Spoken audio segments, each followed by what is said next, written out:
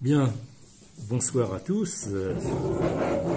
Je vais donc vous parler ce soir de religion et faits religieux. Alors pourquoi? Ce qui m'en a donné l'occasion, c'est que je viens de... Enfin, j'ai terminé depuis déjà quelques semaines un livre sur le sujet qui devrait paraître dans un mois aux éditions Bréal et qui n'est pas du tout un livre militant, ni un livre polémique, ni un pamphlet pour ou contre. C'est un livre de philosophie, donc qui essaie d'aborder les choses comme des problèmes, et pas avec des certitudes. Et je n'ai l'intention ni de convaincre les mécréants de croire, ni de convaincre les croyants de devenir mécréants. C'est pas du tout mon problème. Alors, vous avez peut-être vu l'affiche, je suis parti sur cette affiche, hein, c'est d'une citation de Marx, qui est très connue parce qu'elle se termine, cette citation, par « La religion est l'opium du peuple ». Et puis tous les gens qui n'ont pas lu Marx sont persuadés que la thèse essentielle de Marx sur la religion, c'est ça. Alors, je voudrais d'abord resituer cette citation dans son contexte, parce que le contexte est beaucoup plus intéressant que la phrase elle-même. Voici, c'est un texte qui date de 1842, qui est un des premiers textes de Marx. Voici ce que dit Marx. Il dit « Le fondement de la critique irreligieuse est celui-ci, l'homme fait la religion. Ce n'est pas la religion qui fait l'homme. La religion est en réalité la conscience et le sentiment propre de l'homme qui, ou bien ne s'est pas encore trouvé, ou bien s'est déjà reperdu. Mais l'homme n'est pas un être abstrait, extérieur au monde réel. L'homme, c'est le monde de l'homme, l'État, la société.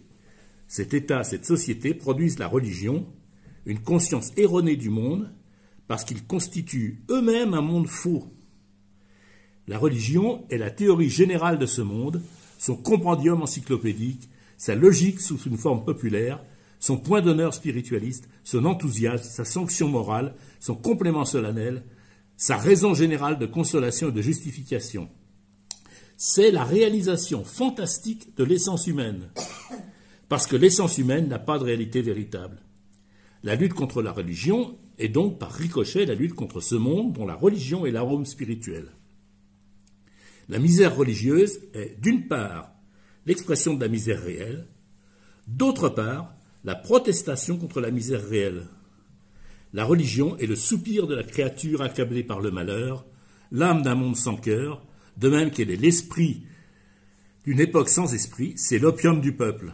Oui, il y a tas de choses qui amènent cette histoire d'opium du peuple. Le véritable bonheur du peuple exige que la religion soit supprimée en tant que bonheur illusoire du peuple. Exiger qu'il soit renoncé aux illusions concernant notre propre situation, c'est exiger qu'il soit renoncé à une situation qui a besoin d'illusions. La critique de la religion est donc en germe la critique de cette vallée de larmes dont la religion est l'auréole. Alors c'est un beau texte plein de rhétorique, hein, évidemment, mais vous voyez que ce texte est beaucoup plus subtil qu'il n'en a l'air. Hein. La religion, elle est double. Elle est le soupir de la créature accablée. Et donc, sur le comprendre la religion, nous dit Marx, il faut s'intéresser aux raisons pour lesquelles la créature accablée a besoin de la religion. Voilà. Et elle est aussi, nous dit Marx, une protestation. Ben ça, on en reparlera. Hein. La religion n'est pas que l'acceptation d'ordre établi, comme on fait souvent dire à Marx. Bon, je voudrais dire aussi sur l'opium du peuple. L'opium, c'est pas mauvais, hein. Mais c'est un analgésique. Hein. La morphine, c'est quoi? C'est un dérivé de l'opium. Et l'opium est, surtout au XIXe siècle, hein, le seul analgésique sérieux qu'on connaisse. Marx, d'ailleurs, aura besoin de recourir aux opiacés un peu plus tard dans sa vie, parce qu'il souffrira de névralgie à la mâchoire qui vont beaucoup l'embêter. Bon, donc voilà, sur cet opium du peuple. Donc, avant de monter sur ces grands chevaux pour ou contre la religion et l'opium du peuple, eh bien, comme toujours, il vaut mieux lire Marx plutôt que de lui attribuer des positions qu'on a plus ou moins inventées. Bon. Alors, et puis, ce que nous dit Marx, c'est qu'il dit il commence même le texte, cette introduction à la critique du droit de Hegel, en disant « La critique de la religion est pour l'essentiel achevée. C'est fini. » Et en gros, Marx vous dit si vous avez envie de perdre votre temps à lutter contre la religion, faites-le, mais c'est complètement inutile. Et il dit, notre problème n'est pas d'arracher les fleurs qui sont sur les chênes pour laisser les chênes nus, mais de rompre les chênes. Je crois qu'il faut donner tout ce contexte. Alors, mon point de départ, ça a été d'essayer de reprendre à nouveau frais la critique de la religion, c'est-à-dire la critique au sens d'analyse. La critique, ça vient d'un mot grec qui veut dire faire des tris, et d'essayer de la comprendre plus globalement. Alors, je ne peux pas développer tout mon livre, c'est quand même relativement touffu. Je vais essayer de poser ce soir 5 questions, puis y répondre le plus simplement possible. Première question, est-ce qu'on peut avoir une approche objective, libre de toute valeur de la religion? Voilà. Est-ce qu'on peut parler de la religion sans être obligé de dire « moi je suis croyant, moi je ne suis pas croyant ». Bon, je pourrais m'exprimer sur ma propre position plus tard si vous voulez. Deuxièmement, si on est convaincu que les religions reposent sur des mythes, ça c'est une question qu'on va aborder, est-ce qu'elles perdent pour autant toute valeur? C'est-à-dire, est-ce que le fait que on ne sait pas grand-chose de la vie réelle de Jésus fait perdre sa valeur au christianisme? Troisièmement, est-ce qu'il est facile de séparer ce qui est religieux de ce qui ne l'est pas? Mais là, on va avoir quelques surprises. Quatrièmement, est-ce que toutes les religions se valent? Et cinquièmement, est-ce que nous allons vers la fin des religions? Bon, alors voilà.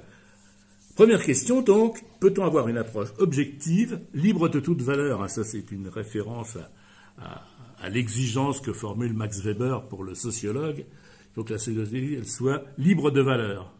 Wertfrei. Axiologiquement neutre, dit encore Weber. Est-ce qu'on peut donc avoir cette approche objective? Alors ma réponse est oui. Et oui, on peut au moins s'y efforcer. Bon, c'est un secret pour personne, j'ai des rapports avec Dieu assez lointains. Je ne suis pas comme Voltaire qui disait quand je rencontre Dieu, nous nous saluons. J'ai des rapports assez lointains, mais ça ne m'empêche pas d'être parfois proche de certaines prescriptions apportées par la religion dans laquelle j'ai été élevé. J'y reviendrai.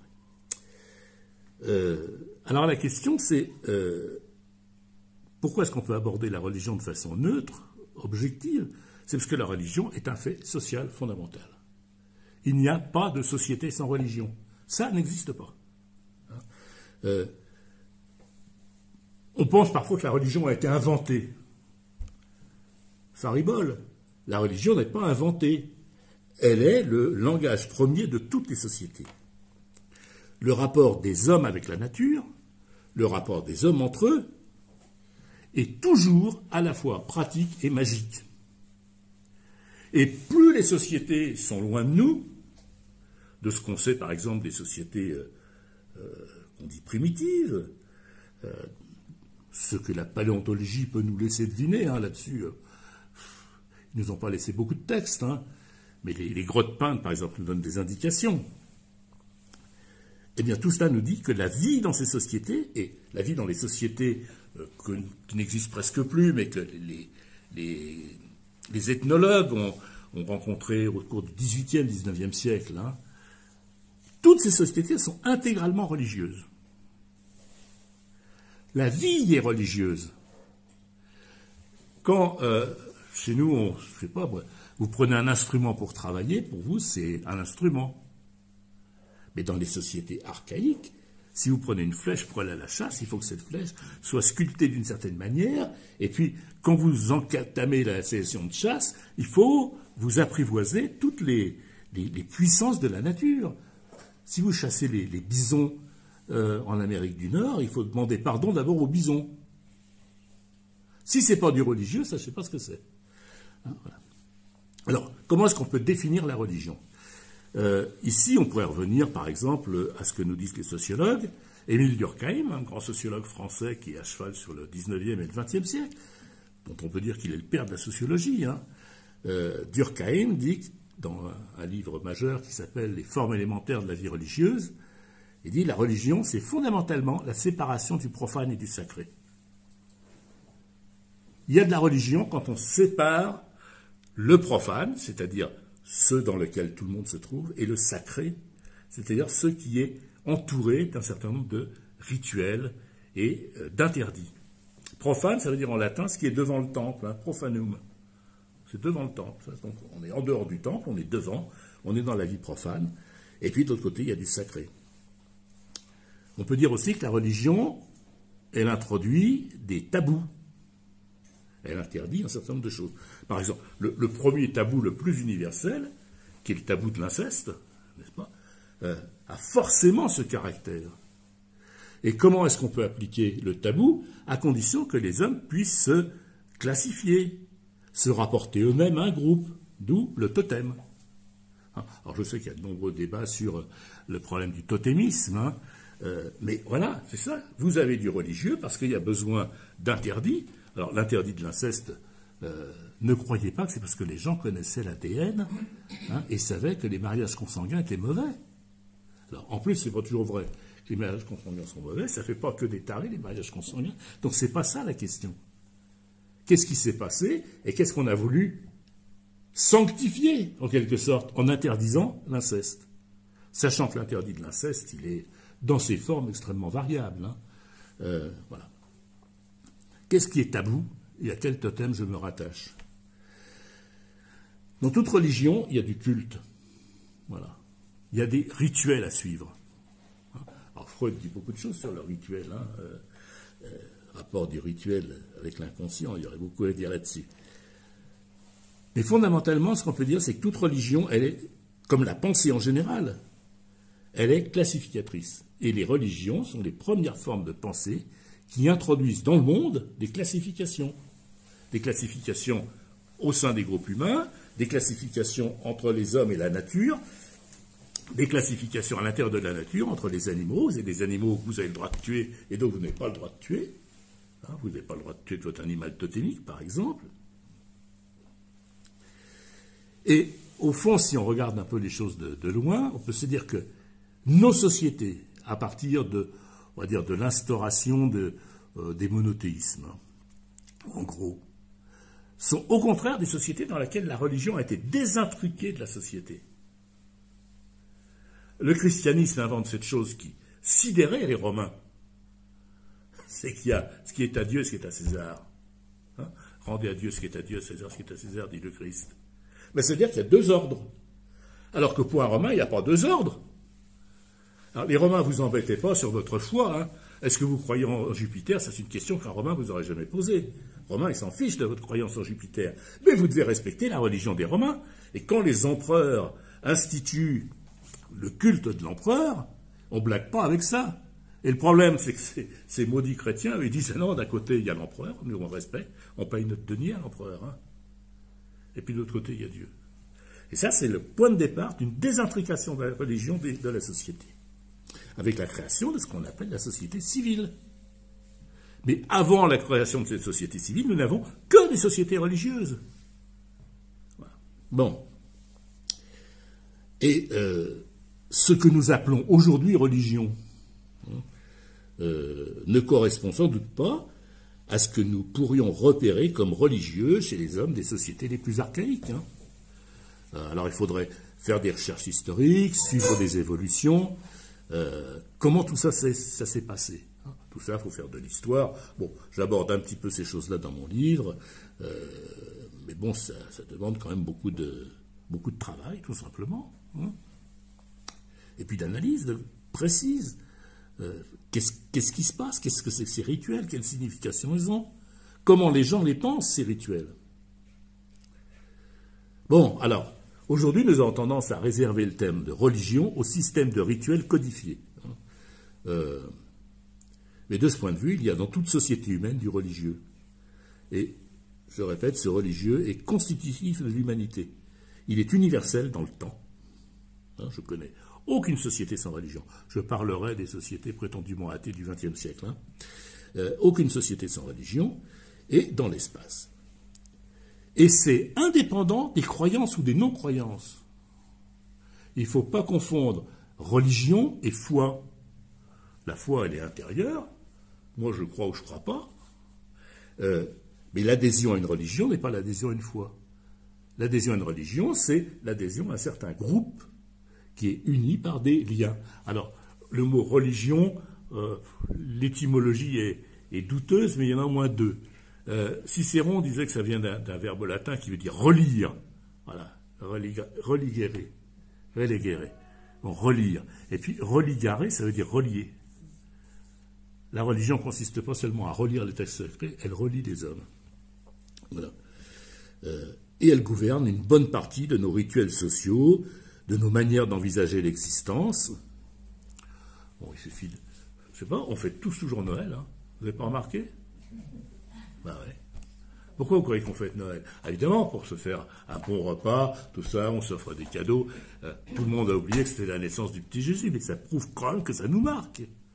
Et puis on va faire des crêpes le jour de la Chandeleur. C'est la présentation de Jésus au temple, etc., etc. Donc la religion nous marque encore fondamentalement. Hein. Bon. Et puis nous avons encore des tas de croyances religieuses, parce qu'après tout, qu'est-ce que c'est qu'un cadavre? Un cadavre, c'est plus rien. C'est de la poussière qui retourne à la poussière. Pourquoi nous respectons les morts? Pourquoi est-ce que nous, par exemple, nous trouvons absolument scandaleux que quelqu'un vienne retourner les tombes? Ben oui, parce qu'on est encore dans le religieux. Voilà. Donc au total, je pense que on peut, avec la sociologie, avec l'histoire, sûrement avec la psychanalyse aussi, hein, comprendre une société en analysant la signification de sa religion, par l'interprétation qu'on peut en faire, et il me semble que ça c'est une approche féconde. La sociologie des religions a donné beaucoup de résultats intéressants.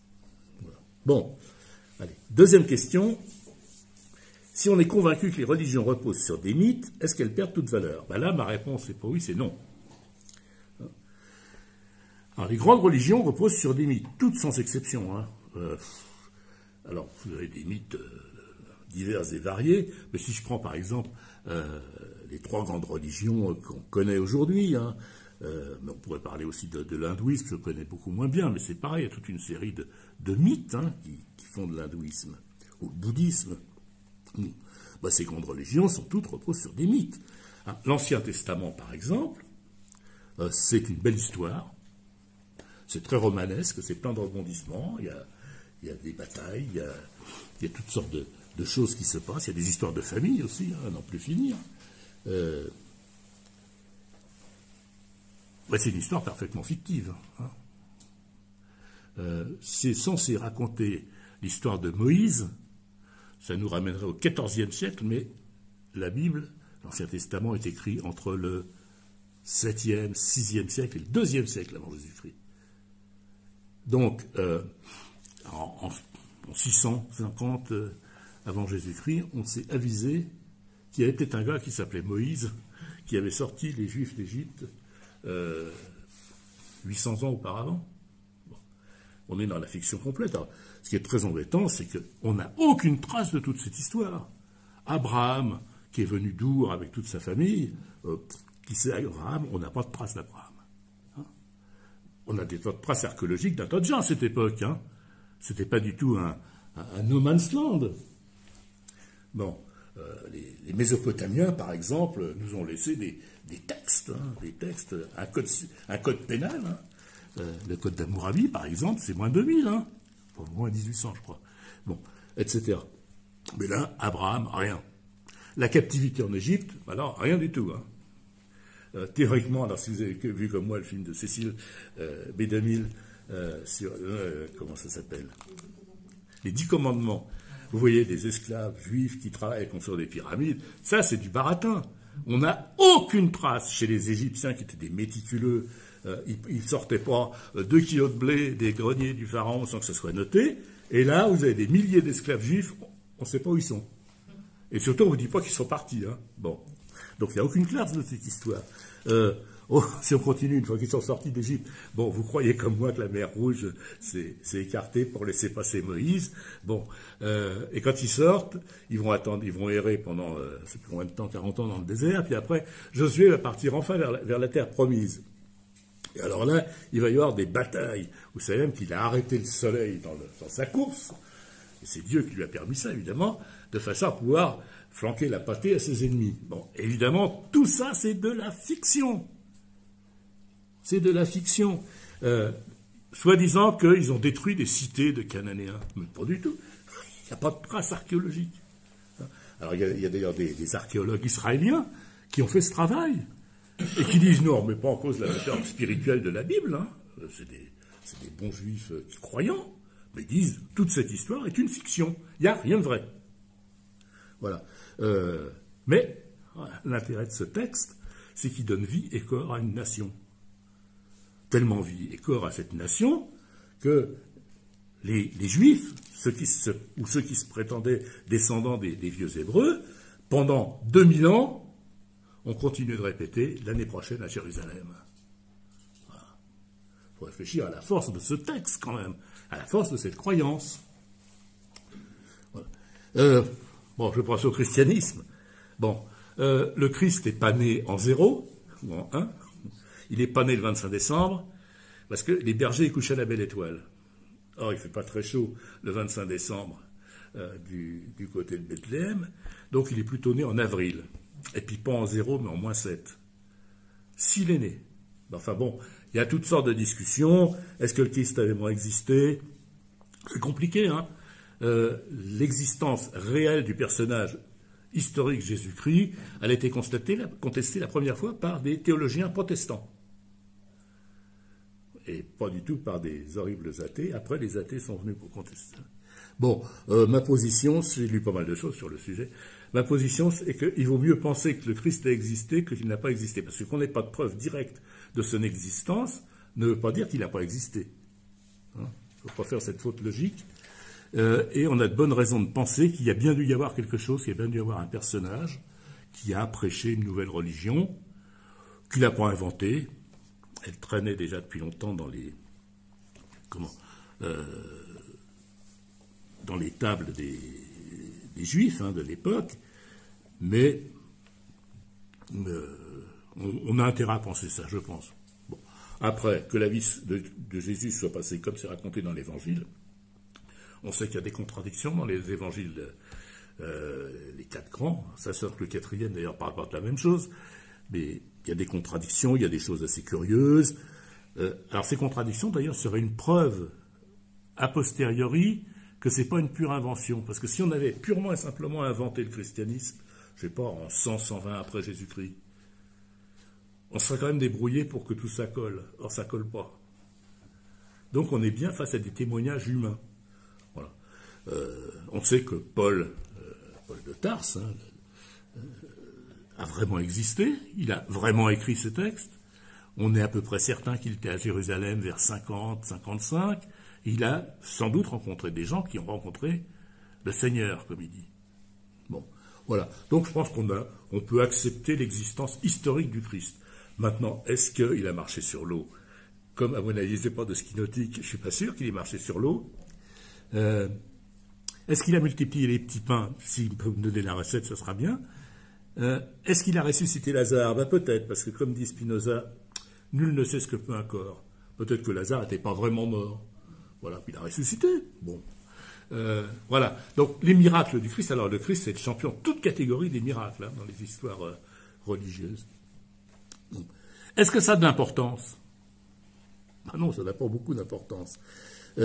Parce qu'après tout, aussi bien le lève-toi et marche à Lazare que la multiplication des pains, ça a une valeur symbolique forte. J'essaierai d'en parler un petit peu plus tard. Bon, est-ce qu'ils vont mieux avec l'islam? Alors là, je vais faire attention à ce que je dis.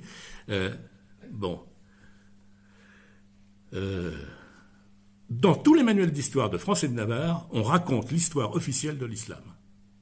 On prétend que Mahomet a vécu de telle date à telle date. Alors, on ne va pas jusqu'à dire que c'est vraiment l'archange Gabriel qui lui a dicté le Coran, mais presque. Bon. Alors, pas de chance, on n'a aucune preuve historique, aucun témoignage de l'existence de ce Mohammed avant 655, c'est-à-dire bien après sa mort, d'après les textes. C'est-à-dire qu'il a peut-être pas existé. Alors là aussi, il y a une discussion, est-ce qu'il a existé, pas existé. Des théologiens musulmans, c'est toujours ça qui est intéressant, ont prétendu que Mohammed n'est pas un personnage historique. C'est un personnage conceptuel. imaginées pour constituer la religion. Moi, j'en suis pas sûr, je ne suis pas assez savant pour ça. Il y a une série de livres très intéressants qui sont parus aux éditions du Cerf sur le Coran vu par les historiens, dans lesquels vous avez un paquet d'historiens de toutes confessions, et beaucoup de musulmans, qui essaient de jeter un peu de lumière sur tout ça. Tout ce qu'on sait de l'islam a à peu près 100 ans de plus, et c'est en général des choses qui sont véhiculées par la tradition orale. J'allais dire le téléphone arabe. Bon, et on n'a aucune certitude de ça. Par contre, ce dont on est sûr, c'est que vers 700 et quelques, il y a des royaumes arabes qui se sont constitués en forces militaires conquérantes et qui ont constitué l'islam. Par contre, les origines de l'islam remontent beaucoup plus loin, les origines théoriques, le Coran. Le Coran, ça vient de quoi, visiblement, de peu qu'on puisse savoir, c'est sans doute, je vais mettre des précautions, mais de tout ce que j'ai lu, j'aboutis à cette conclusion, ça c'est sans doute l'héritier d'une secte juive qui suivent le Christ, mais qui pensent qu'il n'est pas le Fils de Dieu. Parce que les Juifs sont des monothéistes rigoureux. Donner un fils à Dieu, ça fait deux dieux, on est sorti du monothéisme, donc ils trouvent que ça fait désordre. Et donc, c'est plutôt de ce côté-là, du côté de sectes juifs, des juifs chrétiens, que viendrait... Bon, alors, il faut également se chasser de la tête certaines idées fausses. Le Coran n'est pas... Alors, on présente la prédication du Coran comme se faisant dans un peuple de polythéistes et de barbares qui vivent dans des tentes, mais pas du tout. L'Arabie de l'époque, c'est un pays très développé, il y a des villes, et ils sont sous la coupe, des fois des deux, et puis des fois d'un seul, de l'Empire perse et de l'Empire byzantin, qui sont deux empires puissants, urbanisés, qui connaissent l'écriture, et vous avez, c'est une civilisation urbaine. C'est pas quelque chose qui est né sous les tentes d'éleveurs de chèvres. Voilà. Et quand, dans le Coran, on parle des polythéistes ou des idolâtres, c'est des chrétiens et des juifs dont on parle, c'est personne d'autre. Parce qu'ils sont sortis d'un milieu chrétien-juif. Bon, voilà. Donc là, vous avez encore du mythe.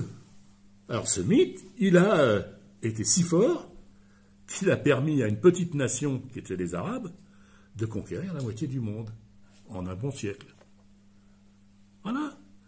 Bon, alors, ce qui est plus intéressant que de s'amuser à savoir si c'est des mythes, pas des mythes, et puis de rigoler, c'est ce que la fin disait, ah, tout ça, c'est des blagues, c'est de se demander pourquoi ce type de relation qui se noue autour d'un texte, en l'occurrence, a une telle force.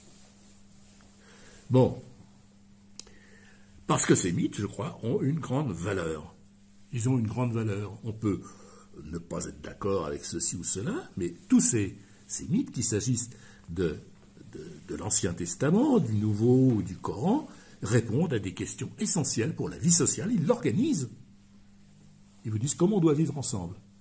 Et puis, des questions essentielles pour l'individu. Comment on s'arrange avec la mort? Ça, c'est quand même un sacré problème. La science ne nous permet pas de nous arranger avec la mort.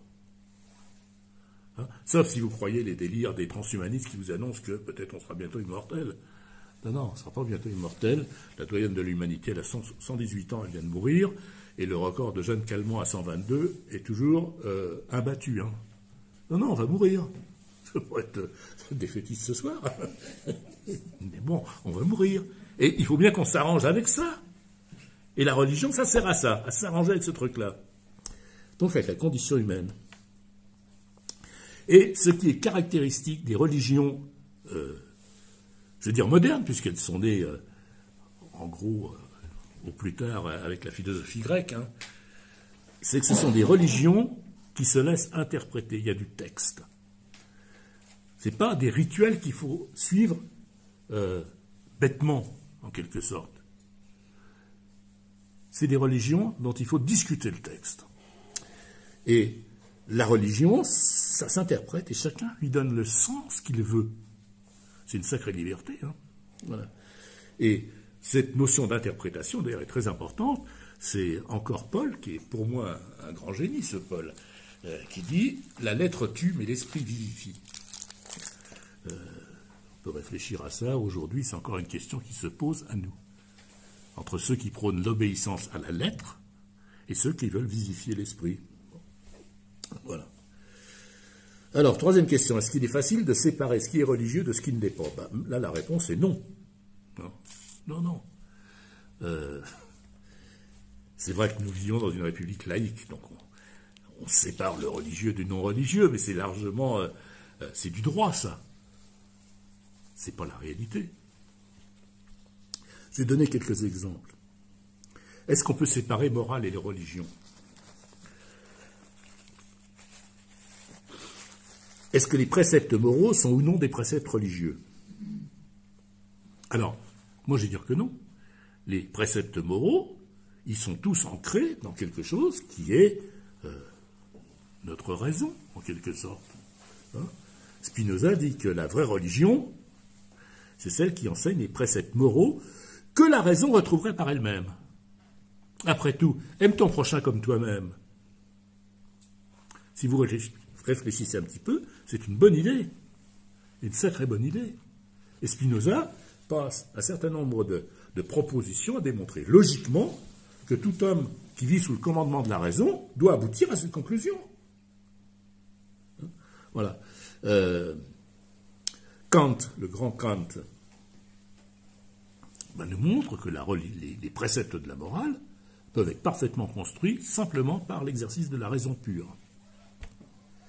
Et alors, chez Kant, c'est un peu plus subtil. Pour lui, c'est la morale qui fonde la religion. S'il faut croire en un être suprême et en un royaume défunt, c'est parce que notre morale nous y conduit, dit-il. Bon. Oui, donc c'est quand même difficile de séparer morale et religion. J'ai pris volontairement deux auteurs. Spinoza était classé comme athée à son époque. Hein. L'athée Spinoza, il a été poursuivi pour ça, il a été excommunié, enfin, je ne disais pas comme ça, c'était, comment ça s'appelle? Un quoi? Ouais, c'est un RM, hein, c'est ça. Il a été exclu de la communauté juive pour athéisme. Hein. Bon. Et puis Kant est celui qui essaie de poser la question de la religion dans les limites de la simple raison. Et Kant était croyant, absolument. Hein. C'est un piétiste protestant de la plus belle eau. Hein. Voilà. Bon, alors, ça c'est un premier exemple sur morale et religion. Je vais quand même dire quelque chose. Il se pourrait bien qu'historiquement, que ça plaise ou que ça déplaise quand on est un athée, il se pourrait bien que ce soit la religion qui a commencé à dompter la sauvagerie des hommes. Hein? On peut avoir des tas d'exemples, ça revient sur l'histoire. Tout ça. Oui, que c'est la religion qui a permis d'abord de dompter la sauvagerie des hommes. Bon, je vais prendre un deuxième exemple. Science et religion. Alors ça, c'est facile à séparer, hein, c'est complètement opposé, tout ça. Bon, alors, je vais quand même faire une remarque, c'est que d'abord le christianisme, pour ce qui le concerne, mais ça a été vrai aussi en bonne partie du judaïsme, a été favorable à la science. Hein, je sais, on va me sortir Galilée. Bon, d'accord. Mais le christianisme, historiquement, était favorable à la science. La science moderne, elle s'est développée où, à votre avis? Elle s'est développée parfois dans les monastères catholiques. Copernic, c'était quoi? C'était un moine polonais. Hein? Galilée était un bon chrétien. Il n'a jamais mis en cause une seule fois l'existence de Dieu. Et je pense qu'on peut montrer que la croyance en un seul Dieu, organisateur du monde et qui lui a donné ses lois, a été favorable à la naissance de l'idée que la nature est régie par des lois et qu'elle n'intervient pas au hasard. Et toute la science moderne repose là-dessus. Il y a des lois constantes. Quand Galilée dit que le grand livre de la nature est écrit en langage mathématique, qui c'est qui l'a écrit, le grand livre?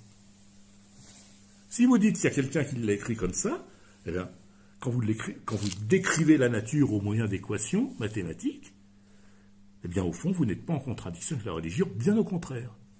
Alors, c'est pas vrai de toutes les religions. Il y a beaucoup d'autres régions du monde où aucune science moderne ne s'est développée. On peut bon, tourner autour du pot.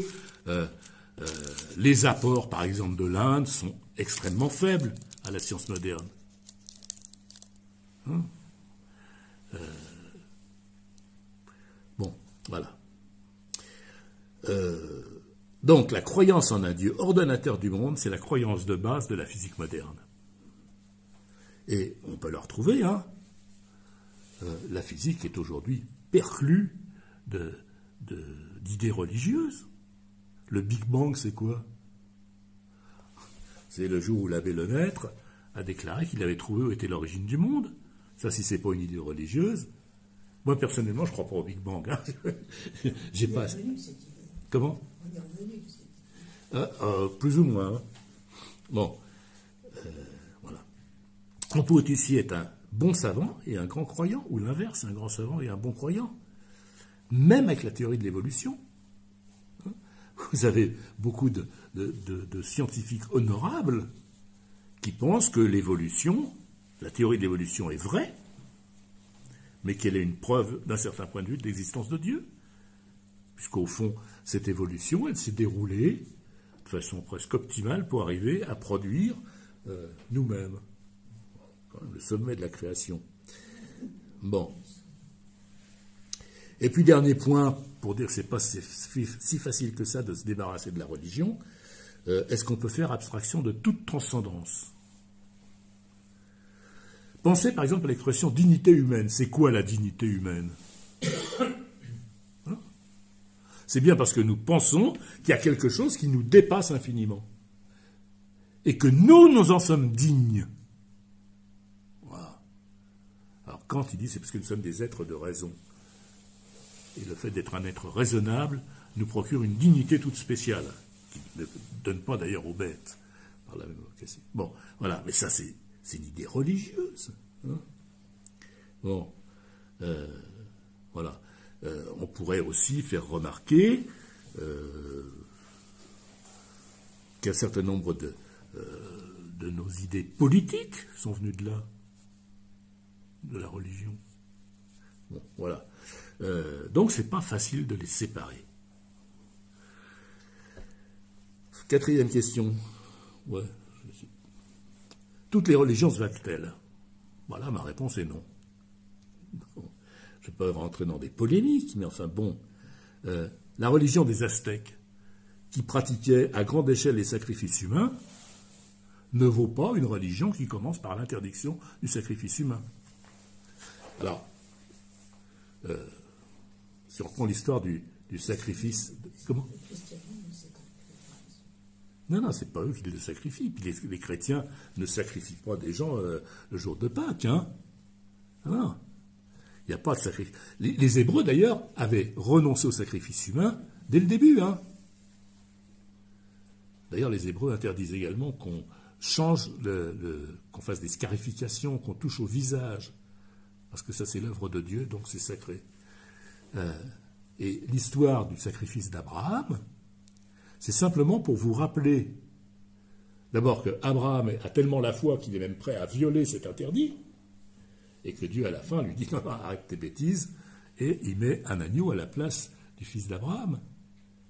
Et voilà, une religion qui interdit le sacrifice humain. En Grèce, on a pratiqué les sacrifices humains assez tard, hein, 6e, 7e siècle, avant Jésus-Christ, j'entends. Voilà. Donc, voilà, de ce point de vue-là, c'est peut-être un point de vue religieux, européocentré, je ne sais quoi, mais je trouve qu'il est mieux d'interdire les sacrifices humains que de les pratiquer. Est-ce que c'est difficile de dire des choses comme ça aujourd'hui? Est-ce qu'au nom du relativisme ambiant, il faut s'interdire de dire ça? Il y a par exemple quelque chose qu'il faut méditer. Quand les Espagnols sont arrivés en Amérique, bon, les Espagnols ont été cruels, tout ce que vous voulez, il n'y a aucun problème là-dessus. Hein. J'aurais peut-être mieux fait de rester chez eux, j'en sais rien.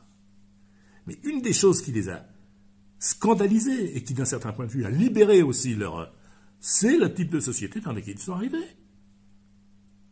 Hein?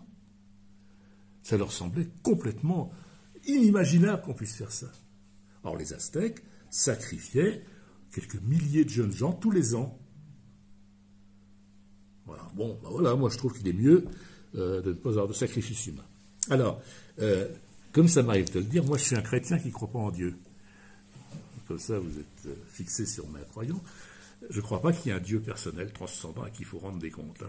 Je pense qu'on ne rend des comptes qu'à sa conscience. Mais enfin, je pense que le christianisme, par exemple, a des avantages. Premier avantage du christianisme, c'est la première religion non guerrière.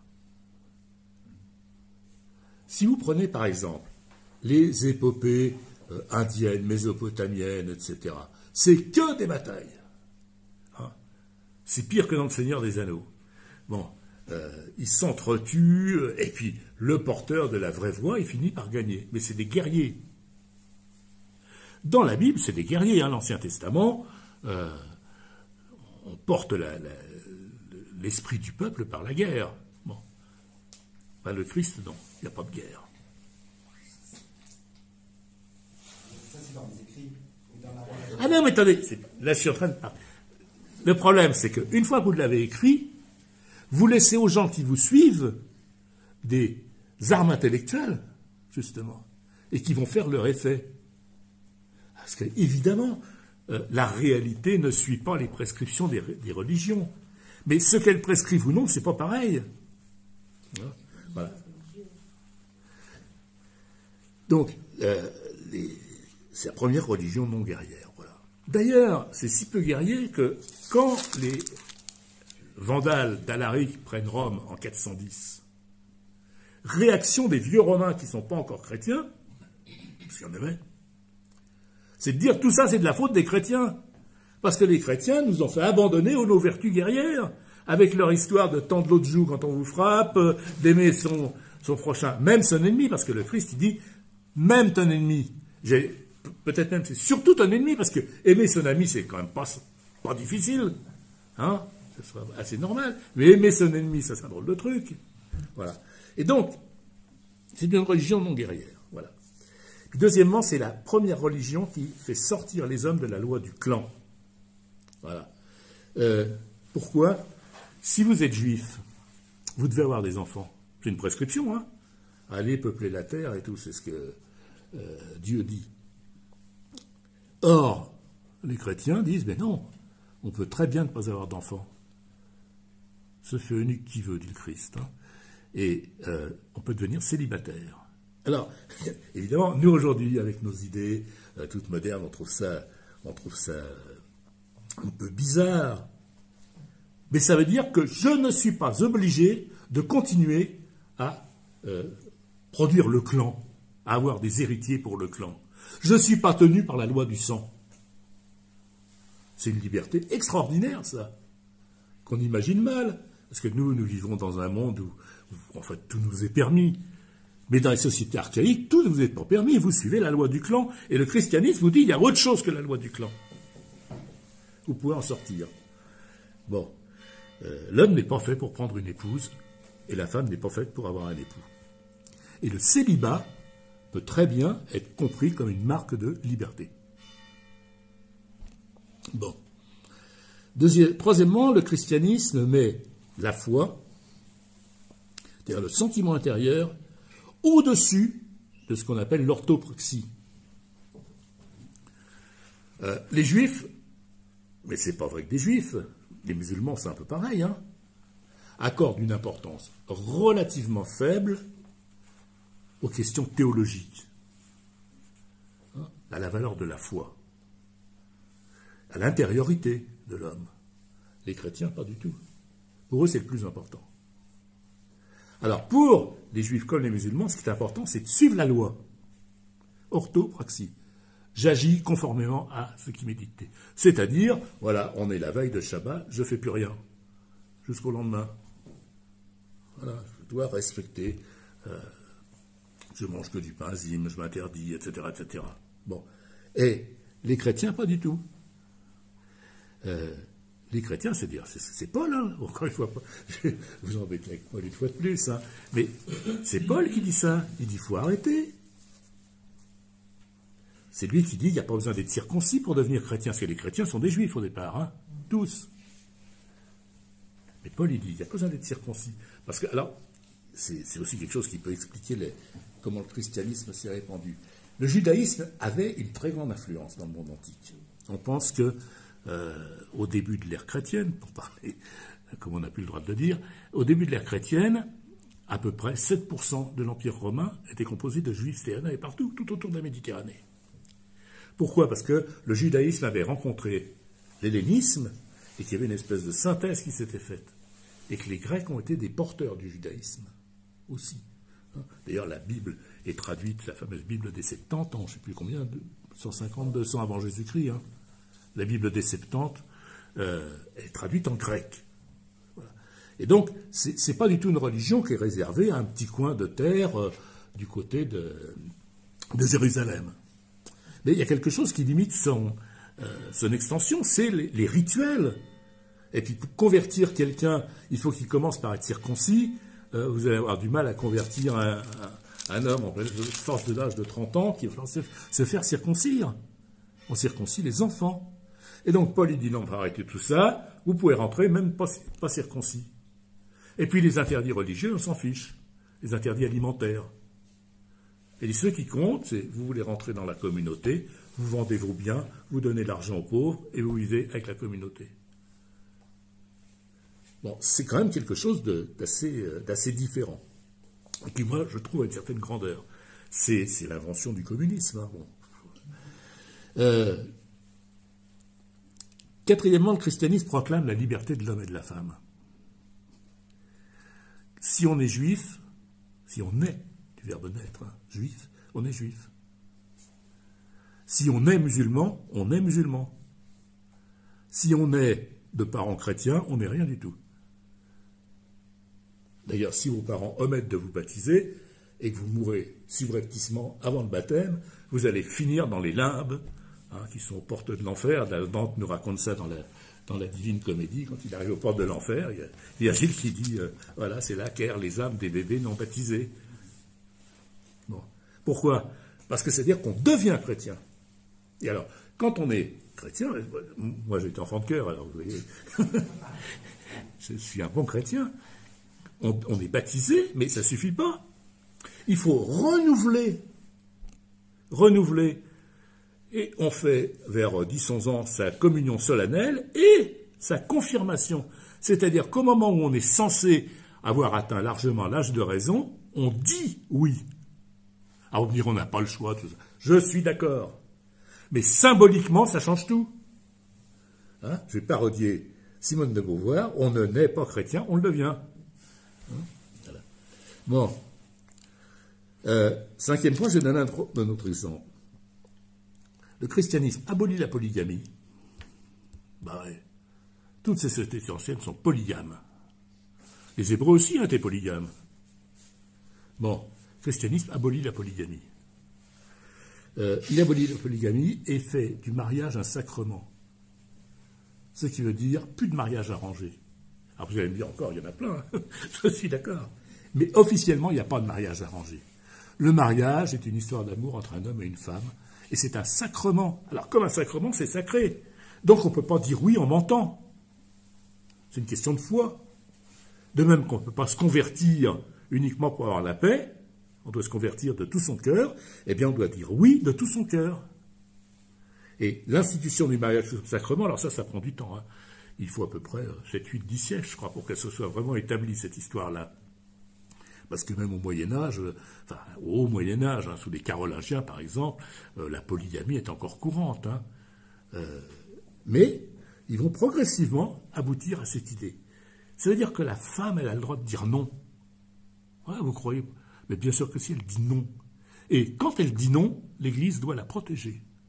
Alors elle va finir dans un couvent, on est d'accord ? Elle va finir dans un couvent, mais les protéger. Et dans des sociétés aussi dures qu'elle était à l'époque, c'était pas forcément une mauvaise option pour une femme de finir dans un couvent plutôt de passer sa vie avec une espèce de brute. Bon, alors après, ce qui se passait dans les couvents, c'est autre chose. Mais bon, ça a été aussi des foyers de vie intellectuelle des femmes. Vous croyez que le fait que ça soit aussi encore par ici, que l'égalité des hommes et des femmes était proclamée, bon, c'est un hasard, pas du tout. Parce que vous avez des mouvements de femmes, les béguinages par exemple, etc., pendant toute l'histoire de la chrétienté. Voilà. Bon. Sixièmement, il y a des tendances révolutionnaires dans le christianisme. Quand on a lu Engels, d'ailleurs j'ai fait un petit livre sur Engels qui se trouve au fond, Engels porte une grande attention à la guerre des paysans de Thomas Müntzer. C'est quoi ces paysans? C'est des luthériens révolutionnaires. Et c'est au nom de Dieu et du retour au vrai christianisme qui décide de se battre contre les seigneurs. Hein, voilà. Alors, tout ça est abondamment développé par un auteur que j'aime beaucoup, qui est Ernst Bloch, auteur allemand, qui est mort en 77, 80, je ne sais plus, qui est l'auteur de plusieurs livres, qui s'appellent L'esprit de l'utopie, l'autre c'est Le principe espérance, et puis il a écrit un livre qui s'appelle Athéisme dans le christianisme. Et la thèse de Bloch, c'est qu'il dit le christianisme a été favorable au développement de l'athéisme. Non. Et des courants révolutionnaires, des utopies. Et vous les trouvez jusqu'au XIXe siècle, ces utopies. Voilà. On peut même dire que le marxisme, c'est la dernière grande hérésie chrétienne. D'ailleurs, elle accomplit le sermon sur la montagne. Hein. Heureux ceux qui ont faim et soif, car ils seront rassasiés. Bah, c'est ce que dit Marx. À chacun selon ses besoins. C'est la même chose. Et puis, le marxisme, ça marche comme le christianisme. Hein. Le christianisme, il y a un homme qui sauve tout le monde. C'est Jésus. Et il sauve tout le monde. Pourquoi? Parce qu'il est dépouillé de tout. Hein. Il finit le malheureux avec une croix sur le dos. Les gens lui crachent dessus, le fouettent. On va le clouer. Ça, c'est une drôle de religion aussi. C'est la première que je connais, c'est la seule, hein, à laquelle on met Dieu en croix, c'est-à-dire châtiment des esclaves, et on s'en débarrasse. Dieu est mort. C'est ça que proclame le christianisme. Bon. Et de ce point de vue, le marxisme fait pareil. Il y a une classe qui est dépourvue de tout, c'est le prolétariat, qui, parce qu'elle est dépourvue de tout, est chargée de racheter de l'humanité. Bon, voilà, c'est marxisme, hérésie chrétienne. Et puis, je terminerai sur un point, les droits naturels de l'homme. D'où ça sort, ça? Bon, ça sort du christianisme, la bonne blague. C'est le christianisme qui annonce que tous les hommes sont des enfants de Dieu, sont tous égaux. Pas d'autres religions, hein? Non, les chrétiens vous disent qu'un homme a une valeur infinie. Et Hegel dit à juste titre, le christianisme nous enseignait que c'est l'homme en soi qui est libre, et pas le seigneur, pas la classe des aristocrates, pas ceci, pas cela. Voilà. D'ailleurs, les droits de l'homme, les droits de l'homme, les droits naturels de l'homme, les hommes naissent et demeurent libres et égaux, ça a été proclamé dans une atmosphère de chrétiens en voie de devenir des athées, de devenir des chrétiens athées. Voilà. Bon, dernière question, est-ce qu'on va vers la fin des religions? Ben là, j'en sais rien. C'est une question rebattue. Hein. Pendant très longtemps, on a cru que la science allait en finir avec la religion. Bon, l'expérience montre qu'il n'en est rien, que c'est pas parce que la science qui fait des progrès dans les constats de l'exactitude des phénomènes, c'est pas pour ça qu'elle nous délivre de nos angoisses métaphysiques. Hein? Elle nous délivre de rien du tout, la science. J'ai écrit un petit livre aussi sur le sujet, il n'y a pas bien longtemps. Bon, et puis, les faiseurs de miracles pullulent, les faiseurs de miracles scientifiques. Bon, je laisse de côté les post-humanistes, transhumanistes, tous les types qui vous affirment qu'on va pouvoir vous greffer toutes sortes de machines et que vous allez devenir Superman et immortel. Hein. Il y en a plein. Bon, mais par exemple, là, ces jours-ci, on vous rebat les oreilles avec cette histoire de machines qui pensent. Mais écoutez, moi, entre le type qui croit qu'un buisson ardent était Dieu parlant à Moïse, et le type qui croit que les machines puissent penser, je pense que le plus superstitieux des deux, c'est le deuxième. Hein?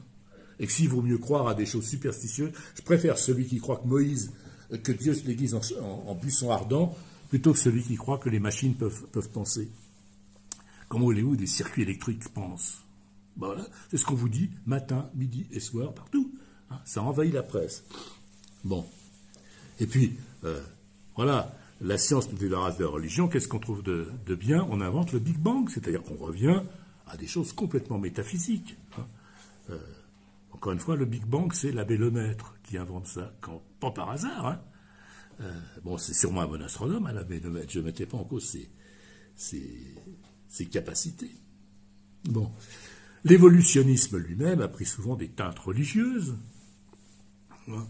Qu'il s'agisse du dessin intelligent, qui a été cette histoire de dessin intelligent, c'est-à-dire que toute l'évolution ne peut s'expliquer que s'il y a un dessin ultime, conçu par une intelligence supranaturelle.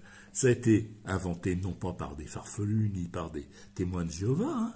Ça a été inventé par des savants, notamment un nommé Pierre-Paul Grasset, qui est un grand spécialiste, un grand biologiste, hein, renommé. Et c'est lui qui invente le Intelligent Design. Et il l'invente en français. Après, c'est repassé aux États-Unis, puis ça nous est revenu. Comme toujours, toutes nos inventions, elles partent aux États-Unis, elles nous reviennent sur le nez. Bon. Alors, il naît aussi de nouvelles religions. Hein. La religion de la nature. Hein. Vous avez des adorateurs de Gaïa maintenant. Tous ceux qui pensent que la nature agit toujours, elle ne fait rien en vain, disait Aristote. Donc on vous reprend ça, et on vous dit la nature se venge. Voilà, il y a une catastrophe, paf, c'est la nature qui se venge. Comme si la nature était un être doué de pensée, doué d'intention. Ça, c'est de l'animisme pur et simple. Donc, dans le plus haut gros développement de la science, on retrouve de la religion. Et puis, on pensait aussi que la sécularisation, hein, et la domination de l'action rationnelle en vue d'une fin, selon des règlements, allait nous débarrasser de la religion. C'est un peu une thèse qu'évoque Max Weber, pour d'ailleurs montrer qu'il n'y croit pas trop. En fait, ce désenchantement du monde qu'a produit une certaine vision de la rationalité, elle a ouvert à la guerre. Elle a ouvert plutôt la guerre des dieux, hein, et on est dedans. Le XXe siècle a été le siècle de la montée et de la chute de religions nouvelles, de religions athées qui vous promettaient un homme nouveau. Le christianisme vous promet le royaume de Dieu sur terre. La capitale sera Jérusalem, si vous lisez bien l'évangile de Jean. Et puis on a eu ça, des hommes nouveaux. On va changer l'homme. Ce que le 20e congrès du Parti communiste du Nord soviétique avait pudiquement nommé culte de la personnalité de Staline. Ça a été un véritable culte comparable à celui qui était voué aux empereurs romains. Hein? Bon, il avait ses grands prêtres, ses grands-messes, ses processions, ses rituels sacrificiels. Hein? Il y a 15% de traîtres dans le parti. Tac. Donc on élimine 15% du bureau politique, qui élimine 15% du comité central, et après 15%, jusqu'en bas, vous vous retrouvez avec 700 000 personnes tuées en 3-4 mois. C'est un holocauste considérable, ça. Voilà. Mais ça a été ça, le stalinisme. On ne peut pas se raconter des blagues. Ce n'est pas les erreurs du camarade Staline. C'était un système qui est intrinsèquement construit comme ça. Un système... Alors en matière de religion, c'est des pires. Parce que tant que Dieu il est dans l'au-delà, vous pouvez encore vous arranger. Hein. Mais quand Dieu il siège au Kremlin ou ailleurs, il n'y a plus d'arrangement possible. Bon. C'était incontestablement un culte barbare, mais un culte qui s'appuyait sur une foi. Les sacrifices consentis, aujourd'hui, nous promettaient le bonheur pour demain. Ça devait hâter la fin des temps. C'est comme ça qu'on a dit à tout le monde qu'il faut... Bon, celui-là c'est ton copain, tu le connais bien, on va quand même s'en débarrasser. Parce que c'est un traître. Puis même si c'est pas un traître, ça va être utile au parti. Comment voulez-vous que des gens acceptent des choses pareilles? Eh bien, il a bien fallu qu'ils y croient. Et qu'ils y croient plus que n'y ont cru les gens qui soutenaient l'Inquisition. Parce que ça ne s'est jamais fait à une telle échelle. Bon. Et tout ça parce que, à la fin, il y aura du pain et des roses pour tout le monde. Hein. Bon. D'un autre côté, vous avez le nazisme, qui a été une caricature de tout ce que l'histoire a produit de pire en matière de religion. Cérémonies grotesques, sacrifices humains massifs. on parle de l'Holocauste pour parler de la destruction des Juifs. Mais l'Holocauste, chez les Juifs, c'est un sacrifice. On donne une bête en Holocauste à Dieu. Bon, voilà. Le nazisme a fait un sacrifice gigantesque. Voilà. Alors, officiellement, d'ailleurs, une différence entre le nazisme et le stalinisme, officiellement, la religion stalinienne gardait une certaine idée de la vieille religion chrétienne. Gardait quand même l'idée que tous les hommes sont frères. Bon, tu peux quand même tuer ton frère, parce que si c'est un très trop parti, il faut pas blaguer, mais gardait cette idée-là. Le nazisme, lui, a tenté d'expurger des âmes tout ce qui pouvait rester de chrétien. Et Hitler, à cet égard, c'est la figure même de l'Antichrist. Alors, sans atteindre tous ces sommets, hein, mais quand même, il faut réfléchir à ça. Dans une société qui était soi-disant marquée par la domination de la science et de la rationalité, on a vu se déclencher le pire. Et le pire, c'est le XXe siècle. Hein, on ne peut pas faire comme si ça ne s'était pas passé. Bon, alors sans atteindre ces sommets, nous pouvons voir combien nous sommes prompts au culte. Hein. Comme les païens, nous adorons les idoles. Les vedettes de la chanson, du cinéma, du football. Hein, des foules en furie cherchent à s'arracher quelques morceaux de la vraie croix. Le sport, alors je ne parle pas de l'activité utile à l'hygiène, qui est l'activité physique, mais le sport comme système mondial produit du religieux à plein régime. On vous vend des calendriers avec les dieux du stade. Hein, les dieux du stade, ben, c'est quoi ça? C'est pas de la religion? Ben, bien sûr que c'est du religieux. Voilà.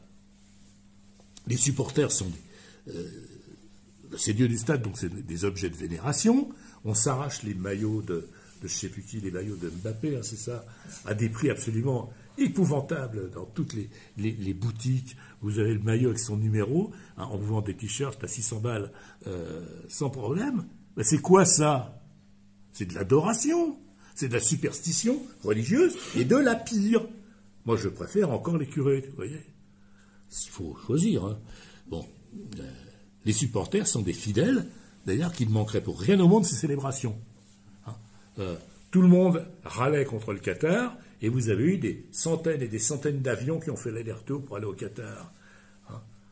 Les mêmes, d'ailleurs, qui vous disent « faut arrêter parce que on produit du CO2, des gaz à effet de serre, vous allez tuer les planètes, etc. » Ils sont allés tuer la planète dans la joie et la bonne humeur. Hein.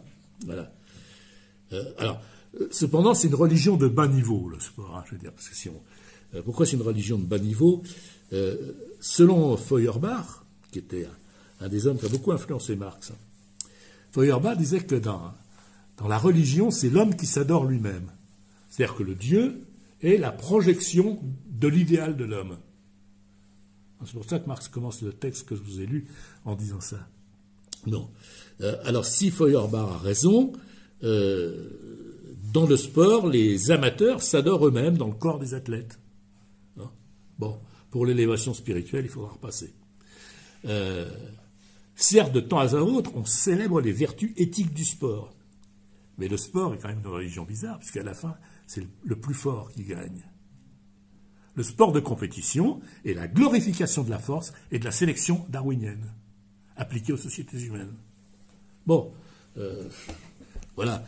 Après, je connais tas de gens qui regardent les matchs de foot, hein, mais il faut quand même le savoir que c'est ça, fondamentalement, le sport. Et celui qui gagne n'est pas le meilleur moralement. D'accord? Il peut l'être, mais c'est pas parce qu'il est le meilleur moralement qu'il gagne. Hein. Voilà. Bon. Alors, vous avez, au cours du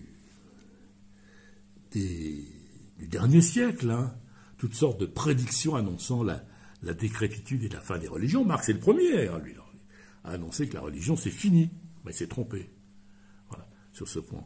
Freud, dans L'avenir d'une illusion, dit un peu quelque chose du même genre. Hein, il dit aujourd'hui, tout ce qui faisait la valeur de la religion a été remplacé par la science, en gros. Bon. Ben, c'est pas du tout ce qui s'est passé. La fin de la religion, entre guillemets, a accouché de pseudo-religions qui ne sont même plus l'âme d'un monde sans cœur, de même qu'elle est l'esprit d'un monde sans esprit. Hein. Elles sont l'absence d'esprit d'un monde d'où l'esprit a été définitivement chassé. Voilà. Alors, est-ce qu'on peut vraiment se passer de religion? Les républiques renvoient au sacré, toutes. Hein? Les citoyens ont envers la patrie des devoirs sacrés. Aux grands hommes, la patrie élève des monuments, des mausolées, des églises. Le Panthéon à Paris est à l'origine une église qui a été transformée en temple républicain. Être panthéonisé pour un personnage historique, c'est l'équivalent de la canonisation par l'Église. Hein. Vous devenez un saint. Voilà. Les cérémonies civiles cessaient à concurrencer les cérémonies religieuses dans le faste et le frisson sacré. On est un certain nombre à avoir entendu la Marseillaise de Berlioz près du Panthéon un certain 21 mai 1981, ce qui ne nous rajeunit pas. Ben voilà, là vous compreniez, on était en plein dans le sacré avec le président de la République élu qui a disparu. Il est devenu invisible puisqu'il est rentré dans le Panthéon. Tout le monde était dehors, lui rentre, et il va dans la crypte déposer ses 3 roses, etc. On est en plein sacré, là. Alors, c'est un côté peut-être rigolo après coup, mais les centaines de milliers de gens qui étaient dans la rue à Paris ont communié là-dedans, qu'ils soient athées ou pas. Hein. Ils ont communié là-dedans. Bon, après, ils se sont dit, on s'est peut-être fait avoir, tout ça, c'est une autre affaire. Bon, voilà. Et puis, si on réfléchit un petit peu plus loin, pour faire une communauté, il faut faire de plusieurs un seul.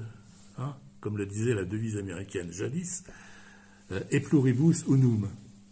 De plusieurs, on fait un. Et bien, pour ça, il faut une espérance commune. Une espérance commune. Et d'ailleurs, Laure disait aussi, là où il y a de l'espérance, il y a de la religion. Et la conception purement utilitariste de la communauté politique, qui serait qu'un arrangement contractuel entre les citoyens en vue de leur utile propre, c'est une vue de l'esprit. Hein. Il faut y croire. Nous remplissons nos engagements et nous accomplissons nos devoirs civiques, peut-être par calcul, hein, par crainte, des châtiments en cas de rupture du contrat. Mais après tout, rien ne nous y oblige, parce que si on n'est que des égoïstes calculateurs, le freerider, comme disent les Anglais, hein, le franc-tireur, a de bonnes chances de gagner. Si vous pensez que tous les autres se laissent aller accomplir leur devoir, la meilleure stratégie pour vous, c'est de ne pas l'accomplir.